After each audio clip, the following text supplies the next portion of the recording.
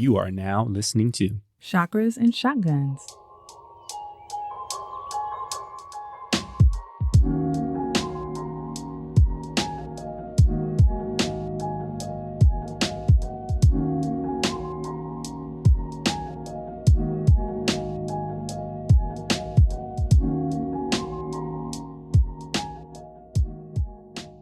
Welcome back to Chakras and Shotguns. This is episode 39. I'm Mik. And I'm Jenn. Welcome back. So what's up? How you doing? Well, I'm doing great. I'm off of my regular JOB today. We snuck out, had a little date, went to go see the Batman. Yeah, it's pretty good. I liked it. We found like the perfect showing time for us. It's like during the day, kids are at school, not too late, but not too early. Nobody was in there. It was like 2 other people in there. It was amazing. But the movie was fantastic. I was very pleasantly surprised. I had admittedly very low expectations for Robert Pattinson as Batman, but he did a great job. We'll see if Warner Brothers sticks with this iteration or if they'll just recycle and repeat like they have been doing for the past, 15, 20 years. But we're not going to talk about that. What we're going to talk about is Zoe Kravitz and why is she so fucking cool? Like, it's effortless. She did that. Catwoman was dope. So on the way back, then I got into my human design bag. I was like, oh, let me see if I can find her chart. Because I thought that she might have that line that Rihanna has that's just like oozing sex appeal. And while she does not have it, she got it from her mama. Lisa Bonet has it. And just think about that. Like Lisa Bonet, Lenny Kravitz are your parents. Jason Momoa is your stepdaddy. Like, do you have an option to not be like cool as hell? But yeah, the movie was really, really good. Yeah, we'll see what DC does, but I roll. But no, it's been a good week. Just been chilling, vibing, meditating, doing vision boards. Yeah, that was fun. I had a good time doing that. This was my first time. I popped my vision board cherry. It was very fun. Yeah. Ready to do some breath work? Yeah, let's do that. All right. So for today's breath work, we're going to do something a little bit different. It's going to require a little bit of coordination. So it's probably not recommended to try while you're driving, if you're trying to do something at work. But we want to stick with the theme that we have going today with our main topic around yoga. And we're going to do an alternate nostril breathing technique. The name for this technique actually comes from Sanskrit.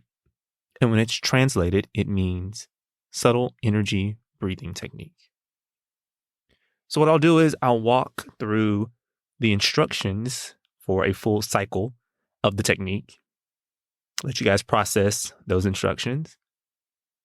And then I'll guide you through 3 cycles of the breathing technique. You want to sit in a comfortable position. If you're able to, you can cross your legs. Place your left hand on your left knee. And lift your right hand up towards your nose. Let's exhale completely. And then use the right thumb to close the right nostril. You'll then inhale through your left nostril. And then close your left nostril with your fingers. Open your right nostril and exhale through this side. Then inhale through the right nostril and close that nostril. Then open your left nostril and exhale through that left side. And that's 1 cycle. So yeah, it can be a little complicated, but I'll walk you through it. There's some really great benefits of this.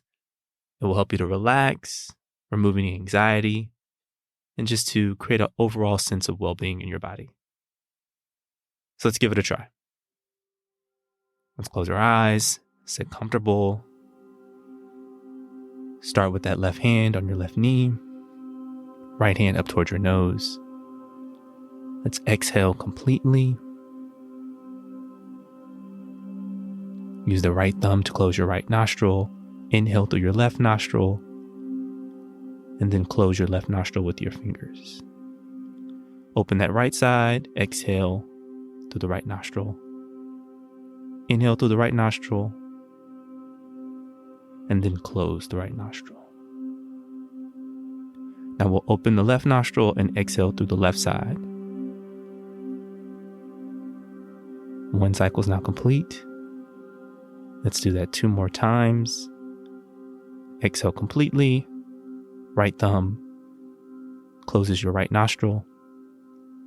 Inhale through your left nostril and close it. Open the right nostril and exhale. Inhale through the right nostril, then close it. Open the left nostril and exhale.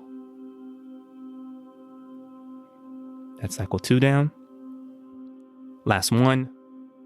Exhale completely. Right thumb closes your right nostril. Inhale through the left side, then close it. Open your right nostril and exhale through that side. Inhale through right nostril, and then close it. Open left nostril and exhale through the left side. Hopefully you guys were able to keep up with that and you're feeling relaxed as we go into our main topic. Thanks, Mik. Let's get into our main topic. If you've listened to our chakra series, starting with episode 4, we included yoga poses for each chakra. And I've talked about getting my yoga certification for a while. I'm still working on it, okay? Don't ask me no questions. But we wanted to do an episode on yoga, the history, the different types, the basics. Yeah, I think most people kind of think of yoga as just a little light stretching, you know. I think like a lot of guys, I had like a very kind of feminine, unathletic, like, you know, just prissy kind of slow moving, you know, like the soccer mom who's taking some time away from the kids to go and relax type of view of yoga. Like I didn't really see it as like this athletic endeavor until I got married. Or I guess we were dating before we got married, and you were kind of getting into yoga, and I started to like have a more complete picture of the different types and just like the amount of calories you can burn. Mm-hmm. And saw it as more like a legit workout. I actually had a friend who was super, super into fitness, like knew a lot about fitness and calories and nutrition and all these things. And I told her that like I burned a lot of calories in yoga and like yoga was my cardio, and she laughed in my face. And then I sent her like my stats from my Apple Watch and was like, no, yoga will kick your ass. Like it depends on what type of yoga you're into, but like you can very much so get a very great workout from yoga, but we'll get into that a little bit later. But I initially tried yoga when I was in college, freshman year.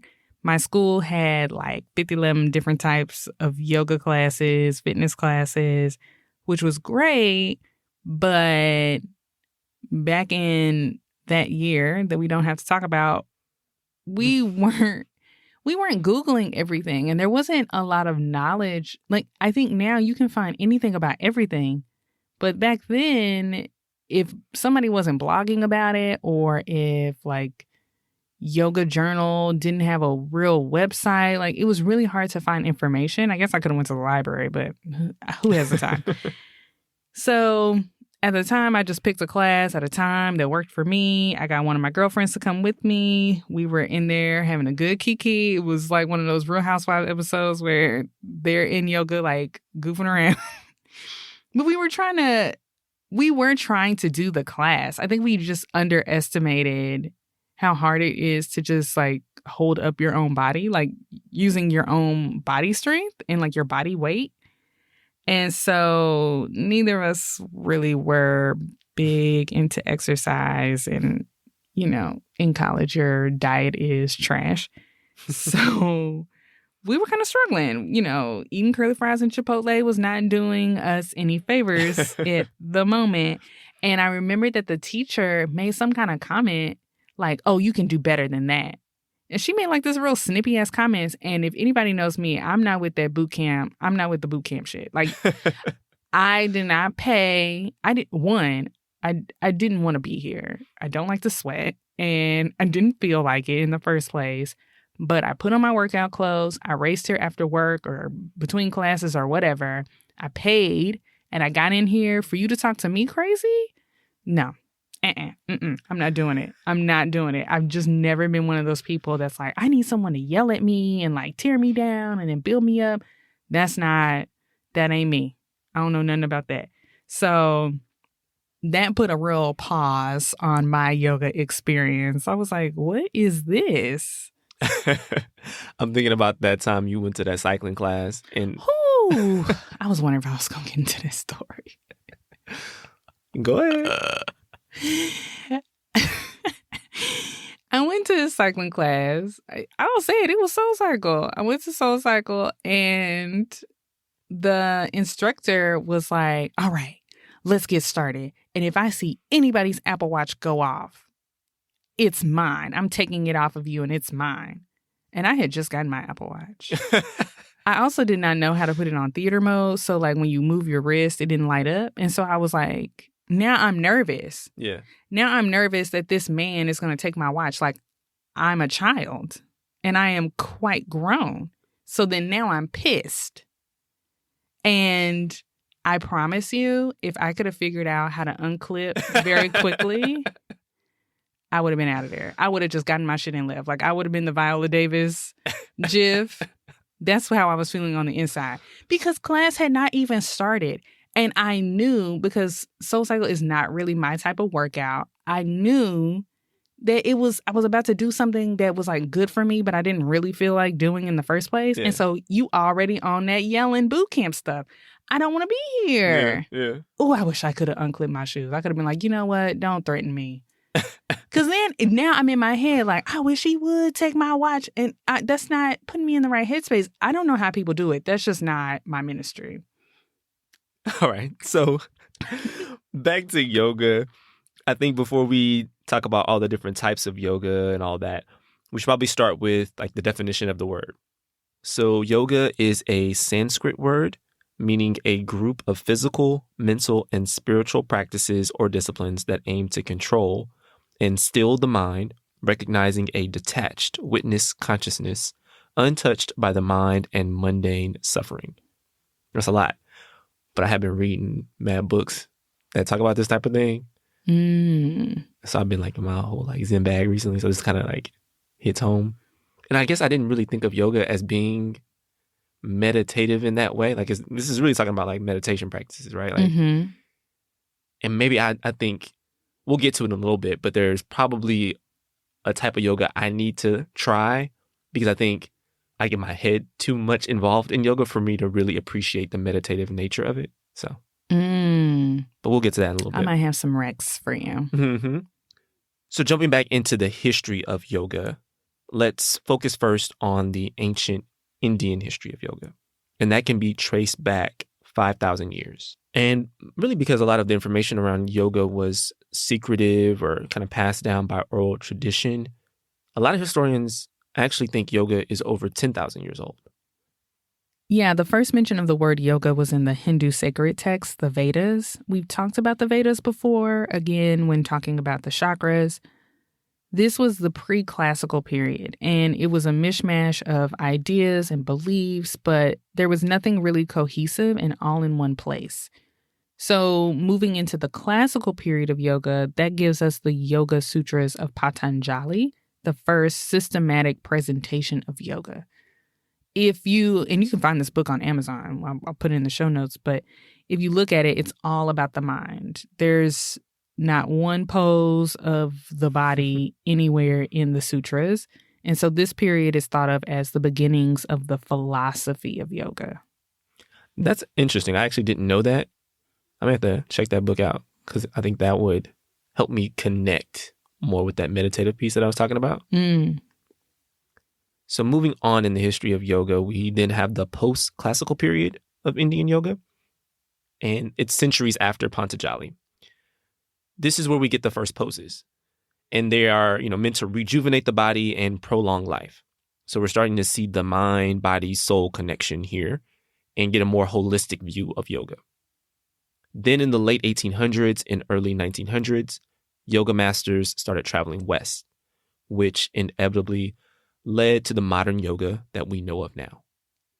So we've said all of that, and now we're going to turn all of this on its head and talk a little bit about Cometic Yoga, which is from ancient Egypt, and it is actually thought to predate Indian yoga. There are hieroglyphics that show ancient Egyptians doing a series of poses. However, modern Cometic Yoga is fairly new, and so it was revitalized and kind of synthesized in the 1970s. We'll talk more in this episode about Cometic Yoga, but I only found out about it a year ago, and it rocked my entire world.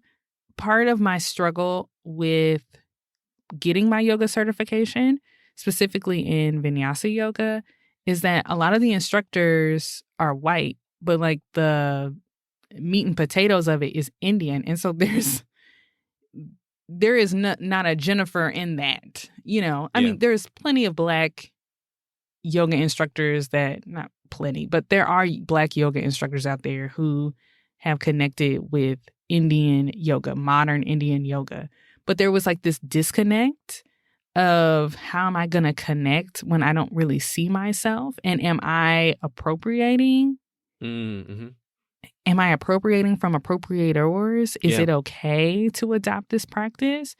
And so finding out about Cometic Yoga kind of shook my world up a bit, that there is something from my potential ancestors, at least from the continent of my ancestors, that I could better connect to.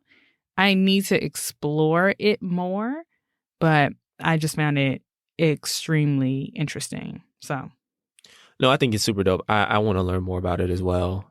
I don't know if I'll ever get to the point of view where I want to like get certified in practice, but like I could go to a couple classes, you know what I'm saying? Check it out. Yeah. Try out some poses. So, interesting.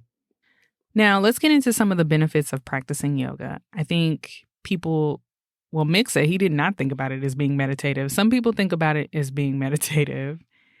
And it's now getting acknowledgement of it being an amazing workout. But other benefits include improving your brain health. So yoga increases the amount of oxygenated blood, which helps release all sorts of neurotransmitters, including serotonin, dopamine, oxytocin, and endorphins. Of course, yoga improves your flexibility. It can make you stronger, improving your muscle strength, helps perfect your posture, and it helps protect your spine. This is huge for anybody, but particularly people who sit at a desk all day. At my first job out of school, I saw this trend. Like it was an industry where we put in a lot of hours and we would be at the office a lot. And I would see this trend of people complaining about like, before I started this job, I was 5'11". I went and had my physical. Now I'm 5'10" and a half. Like I'm losing inches. Oh, so-and-so's out getting back surgery. Oh, I'm about to get back surgery.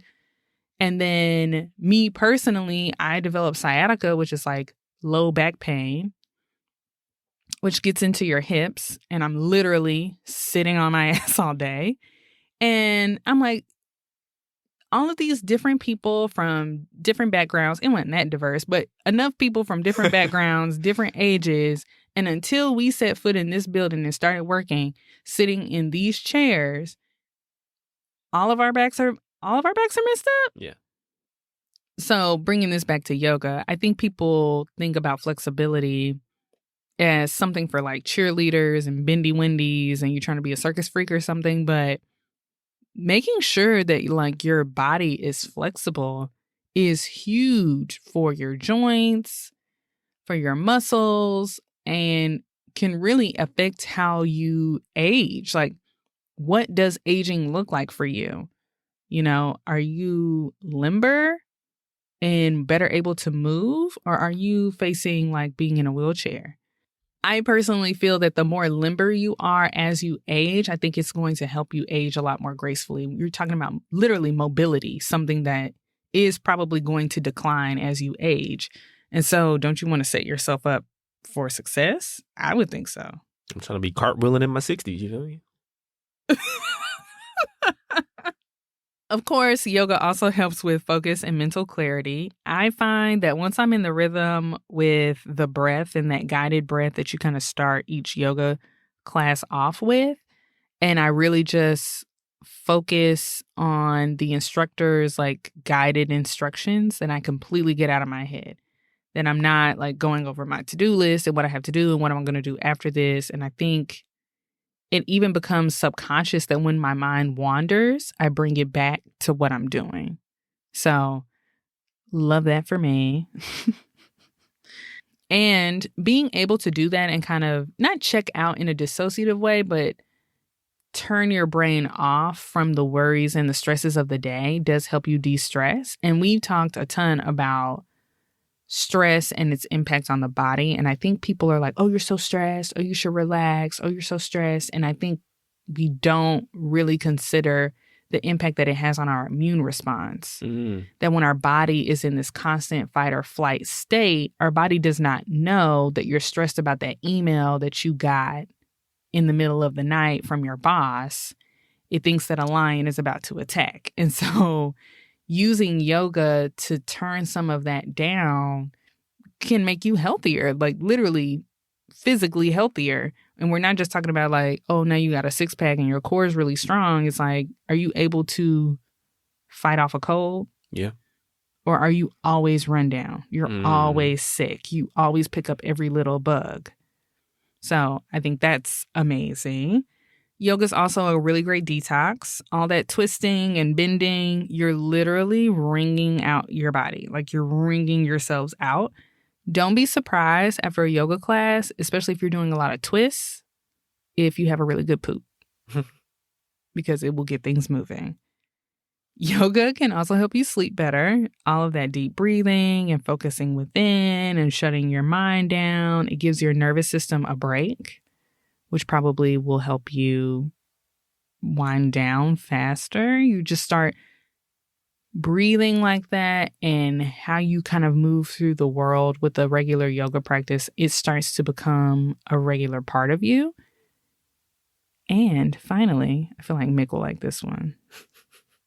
Studies show that yoga can boost your sex drive. And that goes for men and women. It can help with body awareness, self-love, of course. It can also help with stamina. So all of that. So, you know, ladies and gents, you know, get into some breathing exercises. That's a great list of benefits there, you know. I mean, reconsidering getting back into it. Why all of a sudden are your eyes closed and you putting on your Quiet Storm? You're now listening to the Quiet Storm. Why was I trying to say? I was like, Desert Storm? No, that's not the right one. That's a whole different vibe. Let's dive a little bit deeper into the different types of yoga. What some people don't know is that there are many different types of yoga. And part of the key of discovering a yoga that you vibe with is investigating the different kinds. So we're going to go by what you might be into. So if you're looking for the mental benefits of yoga, but you also want to sweat and you want to see that you burn some calories, you might want to look into power yoga, Vinyasa Yoga, or Bikram, also called hot yoga. A quick note about hot yoga. Hot yoga can be confusing. Some people say all hot yoga is not Bikram, all Bikram is not hot yoga. There's also been a rebrand of Bikram into hot yoga.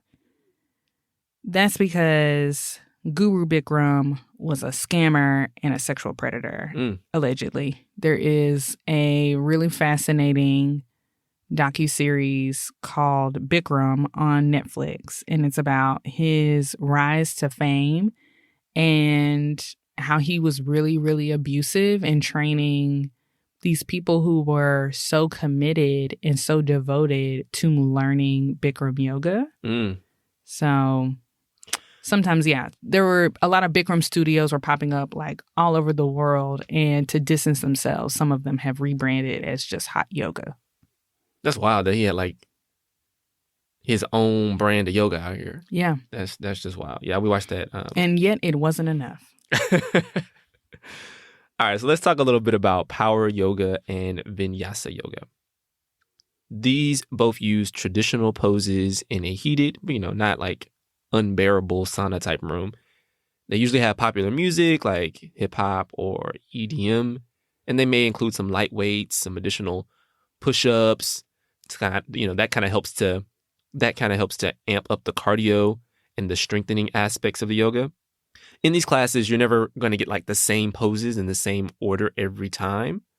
Whereas with Bikram, or if you're at the rebranded studio, Hot Yoga, it has the same 26 poses in the same order every single time. So, do you like consistency of knowing where you're going, or does that sound boring and you want to be surprised and delighted as you kind of find a different flow from one pose to the next? So you need to kind of ask yourself those questions, figure out your preferences, and make your choice from there. Yeah, that's always been interesting to me. I am a big fan of Vinyasa Yoga personally, and it feels like a dance to me. It's really interesting to see how instructors will move you from one pose to the next, and you're like, oh, where are we going? Ooh, I never thought about following up this pose with that pose. But I've been intrigued by other types of yoga that have this consistent type of setup where it's the same poses every single time, because I think if you're really devoted to that type, you'll see over time how much deeper your body can move into each pose, and it's very focused. So I haven't really decided. If you think that you would like that type of consistency, like knowing every time I get on my mat, I know exactly where I'm going, but you also don't want to be in a hot ass room, you might want to check out Ashtanga Yoga. And so those start off with the same opening sequence, and then you move into a series of poses that are the same each time. There's 3 different series, so there is a little bit more variety compared to Bikram. And each of those series are developmental, so like you can grow into them. So there's a primary, an intermediate, and then an advanced series. If you're just starting out, what you should look for is a guided Ashtanga class, because the more you practice Ashtanga, there are classes that are completely unguided. And so you're just working off the energy of everyone else around you, and you have to know where you're going. So it's a completely different vibe. So Jen wrote this episode because I'm not as familiar with yoga. But when I saw this Ashtanga Yoga, my brain kind of perked up a little bit, because I think part of the issue that I've had with yoga classes is thinking too much about the next pose and trying to do it, and not as much on being in my body and feeling the flow of energy. And so I think if I remove having to think about the poses and know the set order, okay, I can get more into that meditative aspect of yoga and really enjoy it a lot more, and not be thinking I can even go home and practice. You know what I mean? I can have my little routine down. That way when I'm in the studio, it's just it's go time. You know what I'm saying? Why do you sound like you're rehearsing to be a backup dancer for somebody? It's a little bit like breakdancing. I'm I got my little kick that I'm gonna do, my little hop. I'm gonna do the worm that I'm gonna hit. Okay. And so I'm not in my head about it. I think so. I want to try Ashtanga Yoga. I think it's really cool. I've done a class on YouTube at home, and I enjoyed it. I think the only caution is that initial learning curve. That's fine. I think that can be overwhelming for people, that they're like, what pose? I haven't done yoga before. Now I got to memorize poses before I even show up. But I think that's dope. I can pull up YouTube, be at the crib, got my poses. That way I don't have I think part of my issue when I was doing yoga is the ego aspect of it. It's I don't want to be looking silly in front of this room full of people, because I don't know what I'm doing. So you tell me I can practice. I know what they're going to do next. I'm ready to go. That appeals to me, because then I can just focus on being in the moment, being in my body, feeling the flow. Okay. So, okay. Well, maybe we'll get into Ashtanga together. Do you want to do it with me, or you want to be by yourself? I mean, you can join me. I know you like the Vinyasa. You already said you rock with the Vinyasa. You want to do the dance and see what they're going to do next. I don't want to see what they're going to do next. I want to know what they're going to do next. Don't surprise me. Exactly. So, you ain't got to be on my vibe unless you really want to. Okay. Look at that, y'all. So moving on to restorative yoga. This is the interesting one, where you may get like 20 to 30 different poses in any of the other yoga types that we talked about. Restorative has very slow movements that go through about 5 to 6 poses. This is great for people recovering from an illness or injury. You're not overstretching, but more of a passive release of tension in the body. The goal is to get you back to your normal range of flexibility before the injury or illness. Similar to restorative yoga is Yin Yoga, like yin and yang. It also has very few poses in a class held for a long period of time, but this one's more active stretching. But you're not overstretching. You're going about 80% of your own personal capacity in each pose, which is very subjective. I mean, however, I think it really requires you to be very, very aware of your body. Like, where are you pushing too hard? Back off a little bit. And instead of giving the pose effort, because in any other class, you're moving through poses very quickly, right? So it's all about E for effort. Instead of giving it more effort, you're giving it time. You're really giving it time to get into those deep connective tissues within your body and get more flexible and expansive, as I like to say, that way. With both yin and restorative yoga, it's teaching you how to slow down and feel. I think what's been really interesting for me personally in like the spiritual journey, yoga as well, is realizing how much you're not feeling in your own personal body at any given time. Like anytime I'm in any type of breath work and someone tells me to like unglue my tongue from the roof of my mouth, I was like, dang, how'd my tongue get up there? Like you're just not paying attention to your full body at any particular time or any particular part of your body unless you're in pain or pleasure. I don't know.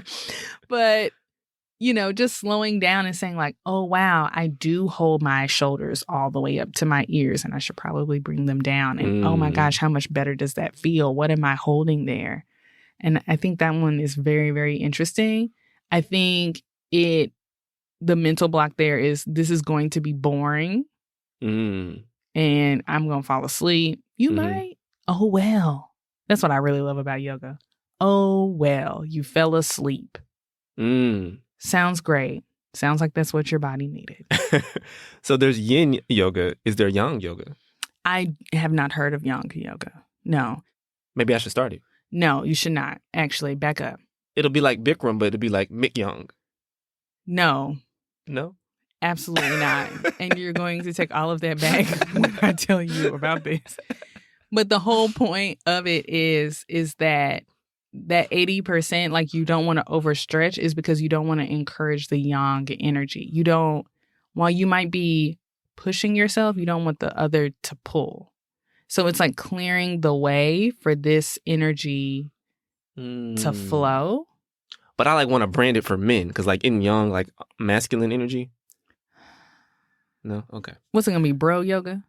Mik Young. I already told you the name, girl. Mik Young is a terrible name. It sounds like it might be something, though. It sounds terrible.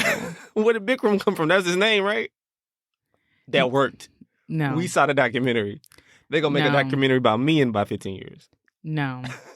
Mik Young sounds like a rebrand of McDonald's in an Asian country. No. I'm feeling like, what's Lisa McDowell's daddy name? No. No. Absolutely not. Absolutely. Immediately no. You got the golden arches, I got the golden ox. Anyway, so let's go back to Cometic Yoga.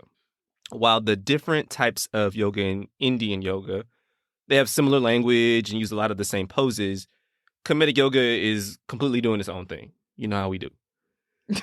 The poses are named after different Egyptian deities and movements found in hieroglyphic texts. Also, while Indian yoga will get you in a flow and hopefully quiet the mind, Cometic Yoga kicks off with getting you in a deep meditative state before you even move.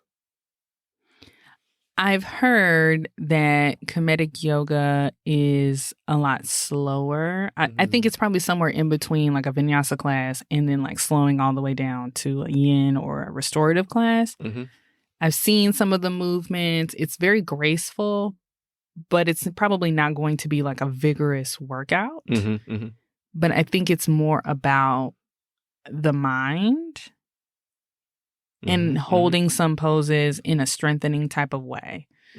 So it's very interesting to me. It's very, very interesting. I just wish there was more about it.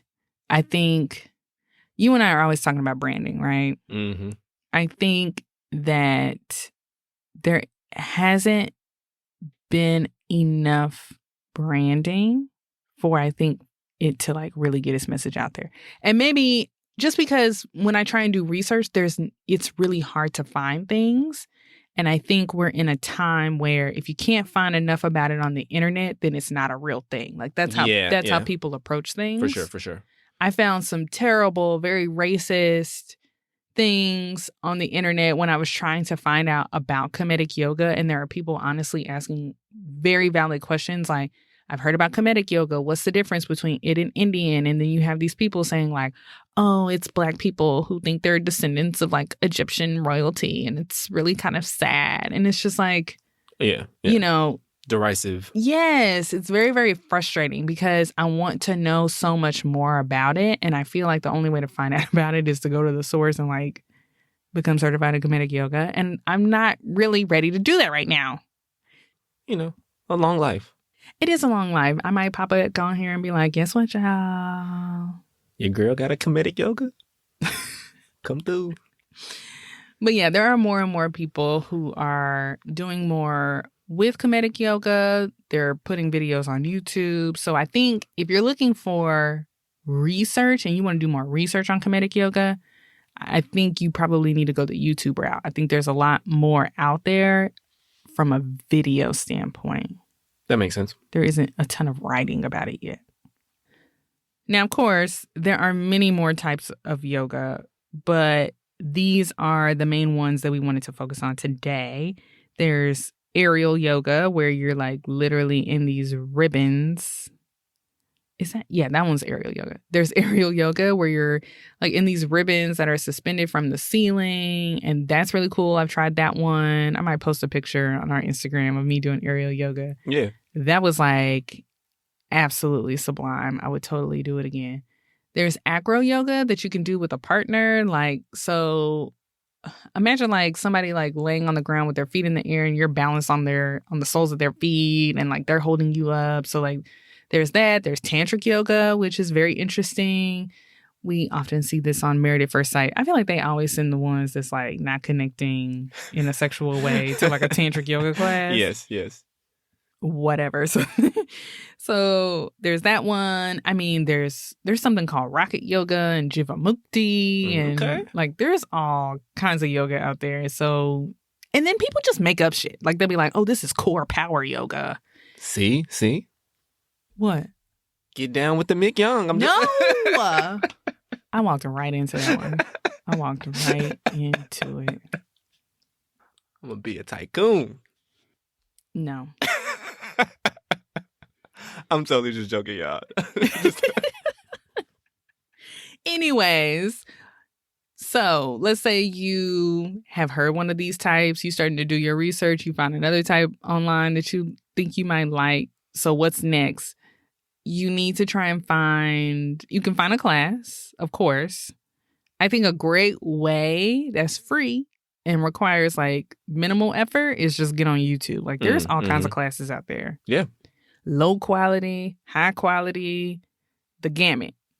Stuff from 1983, stuff from last week. Like I've seen Cometic Yoga on the beach. I've seen Ashtanga and this lady look like her Holiday Inn suite. Like there's all kinds. And you just have to find the one that works for you. And I think that's great that it's like low effort, that you don't have to find a studio devoted to this specific type of yoga that you're trying to do. And it makes it a lot more accessible. If YouTube isn't enough for you guys and you want to do something in person, try to get you a class at the beginner level and get there early enough to be able to talk to the instructor and let them know it's your first time. Always let your instructor know if you have any injuries or if you're pregnant. They will probably recommend some modifications for you or advise you not to do a certain pose that might aggravate an injury or be unsafe for pregnant women.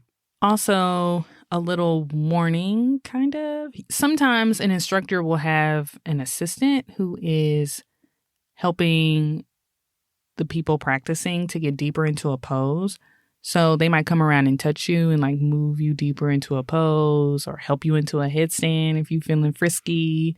But that might not be up your alley. Like you might not want to be touched. Yeah. And honestly, they're touching everybody. So their hands a little sweaty. They have a little towel, but they done touch this person's back. They coming to touch you. And so, just let them know if you would prefer not to be touched. I just want to give that warning because it might be like, girl, who are you? Where you come from? So they're there to help.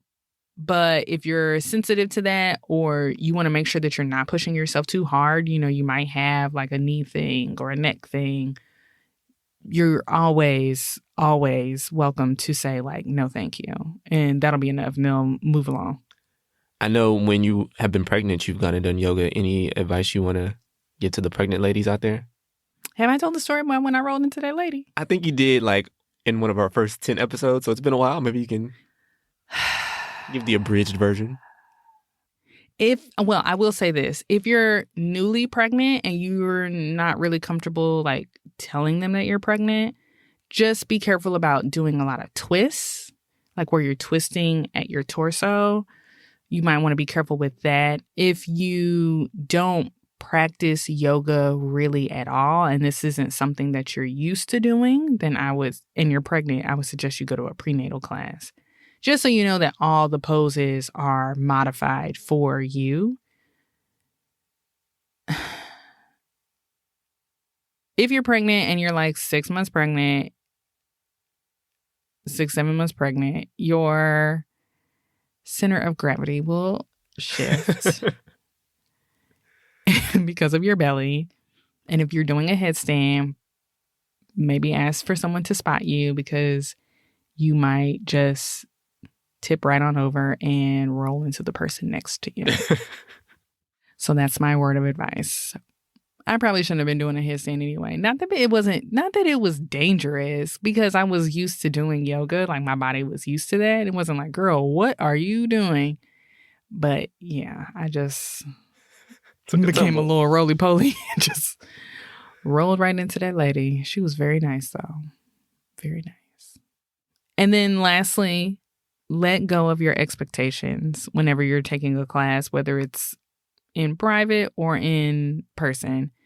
I personally am not a super competitive person. And so that's one of the things that called me to yoga. I had friends trying to get me to do this plyometrics class or this soul cycle or cycling class, because I think there was Peloton does this, but there's cycling classes where they're measuring your output and you're racing. And I was just like, gross. Like, I just came here to work off that extra cupcake that I had this afternoon. I did not come in here to compete with Bike Daddy 102. I do not care. I do not care at all about what they're doing. Not Bike Daddy. Oh, man. So I think that's what really appealed to me. It was that if I can't do the splits, that's okay. Yeah. I know I've just been sitting on my ass in the office anyway. Why did I expect to do the splits today anyway? That I'm supposed to listen to my body and listen to where my body says, hey, back off, that hurts. That if I just don't feel like doing any of this, I can lay down and I can still say that I went to yoga today. I could just take a nap. I've done that. Just laid it on down. Balance wasn't feeling it, just lay down. And that was perfectly fine.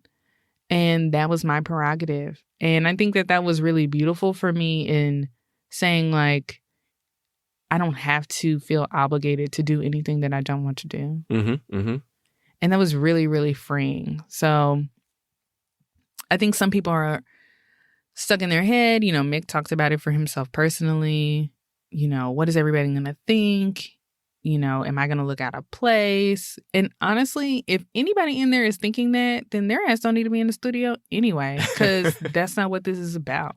And that really ticks me off. Why you say it like Jocelyn Hernandez? Be in the studio anyway. You shouldn't have brought that to nobody else's club. Oh, now I'm mixing up Jocelyn with Bella Noche. But seriously, you shouldn't have been in the studio anyway. She shouldn't have been. All right. So I want to talk a little bit about something we touched on earlier. Unfortunately, the proliferation of yoga has not been without drama and scandal. Scandal. Back in episode 24 and a little bit earlier here, we talked about Guru Jagat and Kundalini Yoga, and Jenn talked about Bikram and his messy ass. So, I mean, to recap, basically, these folks have turned like their type of yoga into a whole lifestyle cult. It's just frustrating. It's just really frustrating. It's like, come in here, get your oxygenated blood, and go. You know what I mean? People just get so obsessive. I've seen it with like SoulCycle from afar. I've seen it Peloton. Like, these people are very big personalities, and people just kind of glom onto that. You see it in these yoga studios where people just get very obsessive over the instructor. Mm-hmm. And a lot of these people, I'm sure most of these people, handle it with grace. Yeah. But then you have people like Guru Jagat and Guru Bikram, and all of a sudden they're like, oh, I'm your idol? I am. No, give me money and worship me. Yes.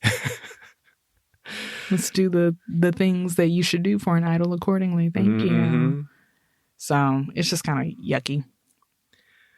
Some other drama around yoga, it comes up when we kind of researched how some religions have kind of responded and are not really feeling yoga. Historically, there have even been some countries that have made yoga illegal. One example was yoga was actually banned in the former Soviet Union. According to a few sites, there are still parts of Russia today where they will lock you up for hitting that downward dog. Ain't no tree pose over here. Wow. I just can't even imagine. Could you imagine? Could you imagine, like, you're at the park and you're like, oh my gosh, what a beautiful day in Mother Russia. Yeah. I'm just going to do some light stretches. He was just stretching. And the KGB comes out and says, no. That look a little too much like downward dog to me, homie. Was that child pose? Get out. Get up. You're coming with me. That's wild. It's fascinating and just like mind-boggling that something like yoga would create that type of response.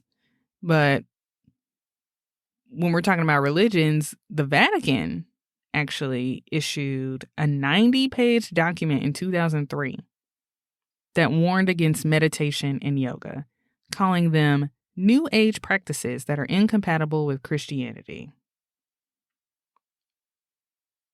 Interesting. Additionally, there were Islamic leaders in both Indonesia and Malaysia that issued a fatwa prohibiting Muslims from practicing yoga because they felt its ties to Hinduism made it blasphemy. Honestly, like, all of that makes me really sad about, and we still see it today. I know that document was from 2003, which was, Meg, that was almost 20 years ago. That's inappropriate. 2003 was last week to me, okay? But it's this like demonization of what's considered other. And you and I have talked about this a lot about, I don't understand that, so it's evil. Yeah. And it's rampant right now. Yeah. Definitely in Western culture. For sure. Like transphobia, homophobia, anti-racism. Yeah. It's like, I don't get it. Yeah. So it must be bad. Which, the hubris that something doesn't make sense to you. Mm-hmm.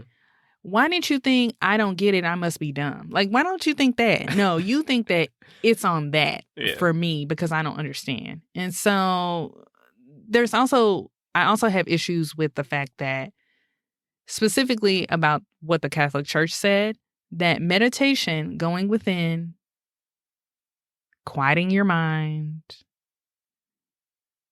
that could be considered something blasphemous. And what it seems like to me is if you are being quiet with yourself and seeing what comes up for you, and you're doing that without our supervision as the church, then you out of pocket. It also seems like fear, honestly, that I'm scared of what you're going to discover. And this might sound bad. That could honestly affect my bottom line as the church. So we know it's about the money, honey. Yeah. So it's just interesting. I think that's why, we talk about spiritual discernment a lot, why you have to get to the, really discover and dig deep into something that you're exploring to see, what's at the root of it. And the root of the philosophies of yoga are about quieting your mind and not worrying about, not sweating the small stuff, and about feeling lighter within and more balance and more ease and health. And if that is something that is being demonized, why is that? Why is that so bad? Yeah, I think that's interesting. I don't really have a solution for it. I think just as we have gone on this journey to open our minds up to things that have historically been other for us as we've grown up, being in the South and traditional Christian upbringings, we have kind of been instilled in a lot of ways with some of that same fear of other. And it's taken a lot of work to decondition away from some of that and to be open and accepting of things that we initially weren't exposed to. So I think my only hope is that other folks can have a similar experience, and however that comes to them, they can find their way to some of these things. Mm-hmm. And honestly, just from the health aspect, I'm not jumping on nobody's Peloton at age 94. Okay. So if I can do some stretches at my big age and keep myself from getting hips and knees replaced, I'm all for it. Rosa Parks was really into yoga. Really? Look at you coming up with Black History facts on your own. I did not know that. Mm-hmm. Interesting. There's a joke about the seats in the back of the bus hurting her back, but I'm not going to make that joke. Too soon? But yet, okay. And yet we're here. Oh, man. Why don't we transition and talk a little bit about our own approaches and experiences with yoga? Yes. I've kind of dropped some breadcrumbs, but since that lady was talking to me crazy when I was in college, I would do a little yoga here and there. I think I started going to a yoga class, and that was more about stress and anxiety. And that was a really slow moving one. I don't remember what type it was in particular. I liked the instructor, but I didn't feel like I had done much. And I wanted to feel like I did more. I didn't need to be dripping sweat, but I felt like I could have been at the house. But it was a nice time to get away and kind of turn your mind off. And also looking back, maybe that just wasn't the right time for my entry point into yoga. I did go to a Bikram class, and that honestly ruined the rest of my damn day. It was so fucking hot in there. It was so hot. I've been to yoga classes. They're warm. It's balmy maybe. I went in there and immediately had to lay down. Immediately. I was like, why is it so hot in here? I wore pants. I wore leggings. Oh, yeah, I'm going to wear leggings. And then quickly realized that the real people who do this all the time, had nobody's clothes on. They was wearing, bikini. Yeah. Because it's so hot. Mm-hmm. I made it through. I did step out at one point, I think, but I made it through the whole class. But afterwards, I immediately had to go to Walgreens, immediately get 4 things of Gatorade. I drank the Gatorade, somehow made it through a shower, and then just laid on the couch the rest of the day. I couldn't do anything. I could not do anything. And people go every day. It was very, cultish. Like they really, really believed in it. Mm-hmm. And I just don't believe you need to be that hot. Yeah, see, just hearing that experience makes me think about the days growing up when I'm from Houston, Texas. It's hot as hell in the summer. And my dad would ask me to go and cut the grass. Now, I was a teenager, and he'd be like up at like 6 a.m. to go cut the grass when he was cutting it. And he would tell me to do the same because, that's before it gets too hot outside. But I'm a teenager. I'm sleeping in. So I'll be out there 11 o'clock, hot as hell. Ooh, in the heat of the day. And so Bikram yoga basically just gives me flashbacks to them days of pushing that lawnmower. I don't want to do that. You couldn't mow the grass at night? I was trying to go out. Oh, I'm getting off I was task. trying to go to the movies. Trying to go meet some ladies. But child, you should have got up and took a nap so you can go out later. I don't want to turn people off from hot yoga. I just want to give you fair warning that it's like real hot in there. And I think you just have to acclimate. I just did not expect it. It like slapped me in the face. Like I went in there and was just like, like it was just. I'm going to speak for the people who don't like to be hot. I'm turned off, and that's okay. You can be turned off too. So fast forward to January 2013. I know I've said I don't like New Year's resolutions, but I made a New Year's resolution to get into yoga, that I was going to be committed and like really try to go to yoga like 3-4 times a week. And I happened to find a studio that I loved, and they did Vinyasa Yoga, and the rest was history. I was actually getting up to go to a 6 a.m. class, believe it or not. Damn. Like 3-4 days a week. And I did that for like 2 weeks, but then that's not the point. The point is that I was going semi-regularly, and I really, really got into it, and I started to see like just how my body was changing, like how I felt, how much clearer my mind felt, and it was really, really great. I think consistency is the harder part. The job that I was working at the time, I just never knew if I was going to get off it, if I could leave at 5, if I could leave at 9. You just never really knew.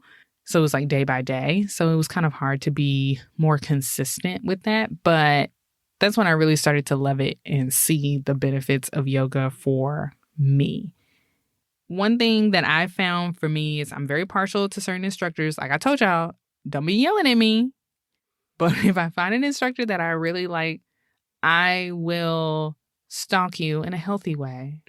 I will stalk your Instagram like, oh, you teaching at this studio? Guess where I'm about to be? I'm about to be at that studio, because I know that you're going to give me a class that I love, and you're going to give me a flow that's really interesting. And so I'm going to follow you around. I'm just going to follow you around town. All right. So that's for me. Since the pandemic, though, it's really been on me. You're talking about a pandemic of a respiratory illness, and you want me to go into a hot ass room with everybody breathing out loud, deep sighs out their mouth. And I'm not ready to jump back in there. I'm not ready to go back to yoga yet. I really miss the studio experience.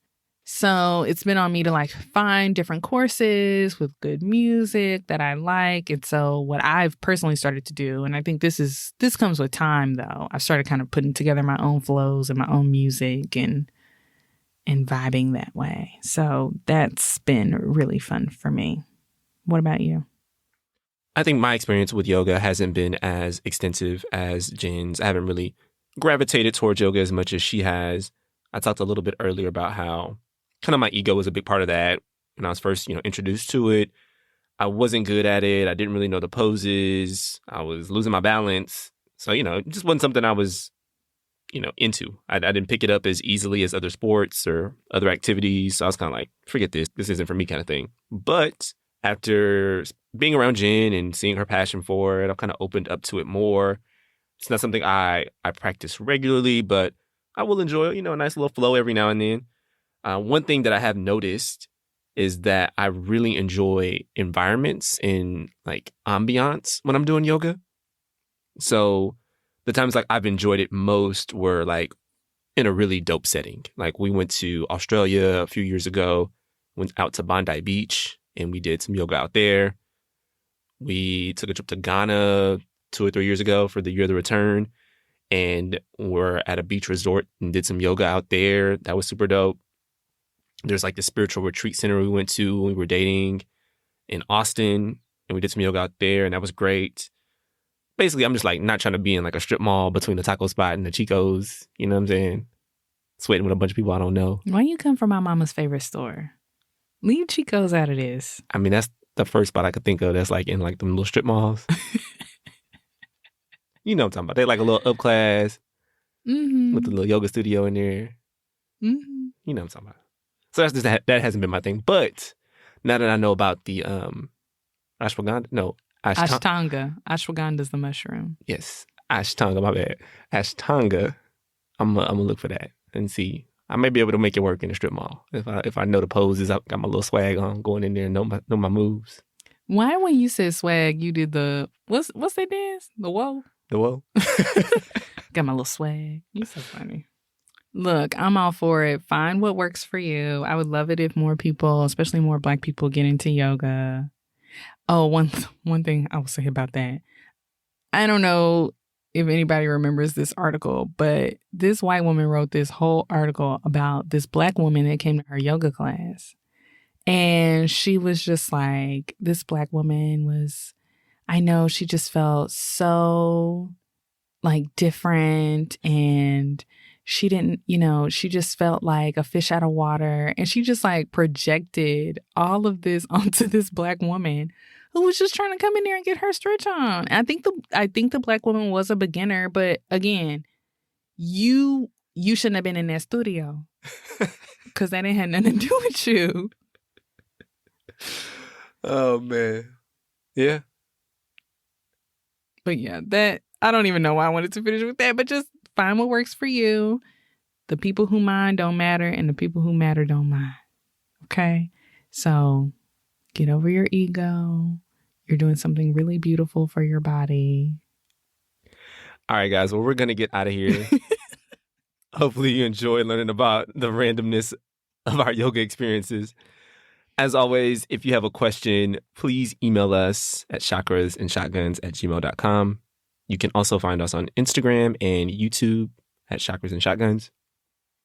If you'd like to join our Chakras and Shotguns community, you can support us on Patreon.